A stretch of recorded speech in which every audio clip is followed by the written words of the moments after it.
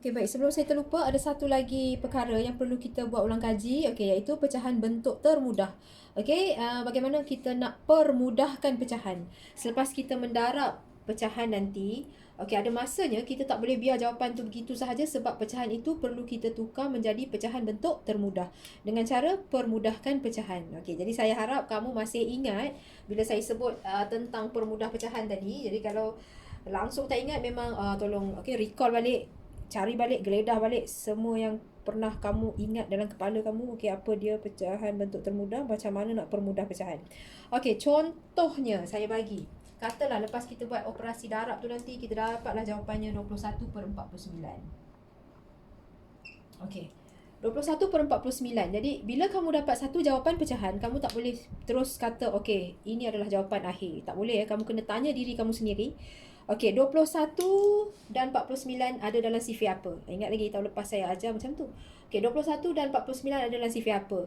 Jadi sebab itu sifir ni sangat penting. Okey, bila masuk tajuk pecahan memang kamu tak boleh lari daripada sifir. Kalau tak hafal memang kamu teruk nak siapkan satu-satu soalan. Okey, lambat sangat. Jadi tolong hafal sifir. Kalau kamu tak nak hafal, okey fine, kamu cari satu cara untuk kamu dapat pantas jawapan-jawapan sifir ni.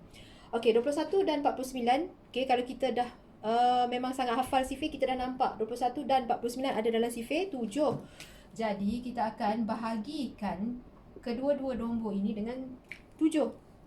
Okey, bila kita tahu 21 dan 49 ada dalam sifir 7, bermakna kita bahagi dia dengan 7. Okey, bila kita bahagi dengan 7, kita dapat 21 ni yang ketiga dan 49 ni yang ke-7. Jadi, bila kita permudahkan dia, kita dapatlah 3/7. Okey, jadi 21/49 bila kita permudahkan dengan membahagi kedua-duanya dengan 7, kita dapat 3/7. Okey, contoh yang kedua. Kalau kita ada nombor seperti ini. 15/60.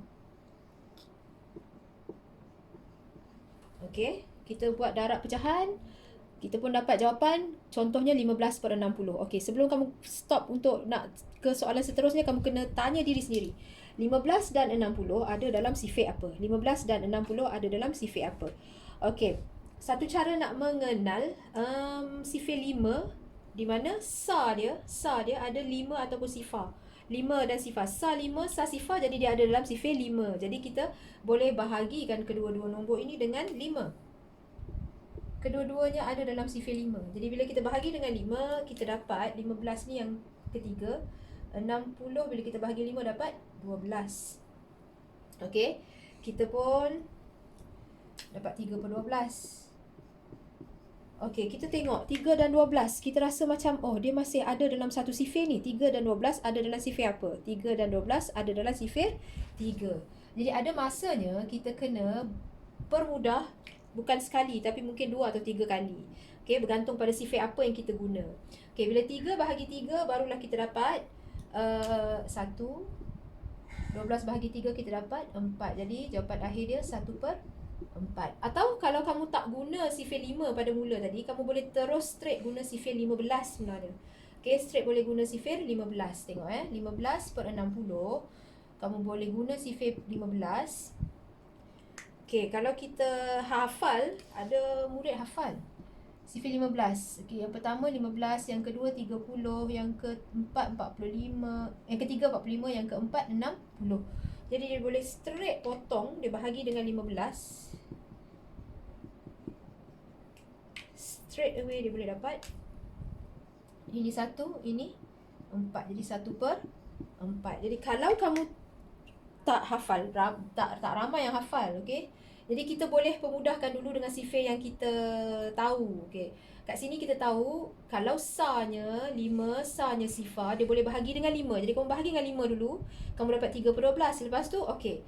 Kalau kamu hafal memang kamu nampak lah 3 dengan 12 ada dalam sifir 3. Okey, jadi kamu bahagi pula dengan 3, akhirnya dia dapat 1/4. Jadi kalau kamu hafal yang ini, okey, kamu boleh guna ini. Yang ini memang lagi cepat daripada yang atas, tapi mana-mana cara pun akhirnya akan didapat jawapan yang sama. Okey, contoh berikutnya. Okey, di sini kita ada 70/80. 70/80. Okey, kalau kita ada sifar di kedua-dua nombor atas dan bawah pengangka penyebut ada sifar, jadi kita boleh potong je sifar.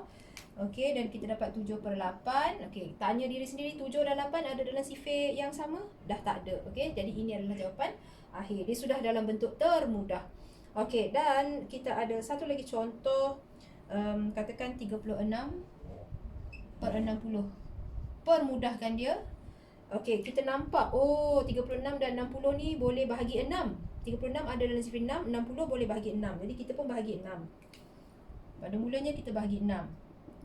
Jadi kita dapatlah 6. 60 bahagi 6, 10. Okey, kita katakan 6/10. Okey, bila tengok 6/10, 6 dan 10 ada lagi sifar yang boleh dia bahagi, iaitu bahagi dengan 2. Okey, jadi akhirnya kita dapat jawapan 6 bahagi 2 ni dapat 3, 10 bahagi 2 dapat 5, dan kita dapatlah 3/5. 3 dan 5 ada lagi sifar yang sama. 3 dan 5 tak ada dah sifar yang sama, jadi ini adalah bentuk termudah. Jadi ini adalah cara bagaimana untuk kita permudahkan pecahan. Okey, bagaimana kita mencari pecahan bentuk termudah, iaitu dengan membahagi pengangka penyebut dengan nombor yang sama. Macam mana kita nak, nombor apa yang kita nak bahagi? Kamu kena tanya diri kamu, nombor yang atas dengan yang bawah tu ada dalam sifar apa yang sama. Pengangka dan penyebut tu ada dalam sifar apa yang sama. Sifar yang sama tu lah yang kita akan, nombor itu yang kita bahagi dengan pengangka serta penyebut. Okey, jadi kita sangat perlukan kemahiran ini untuk kita menyelesaikan darab pecahan nanti. Okey, kamu boleh tengok video seterusnya.